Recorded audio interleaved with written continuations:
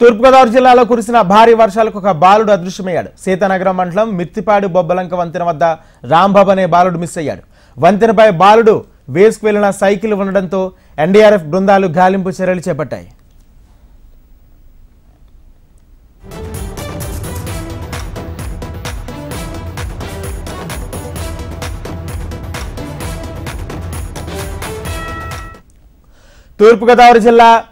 తూర్పుగోదావరి జిల్లాలో భారీగా కురిసిన వర్షాలకు ఒక బాలుడు అదృశ్యమయ్యాడు. సీతానగరం మండలం మిర్తిపాడు బొబ్బిలంక వంతెన వద్ద రాంబాబు అనే బాలుడు మిస్ అయ్యాడు.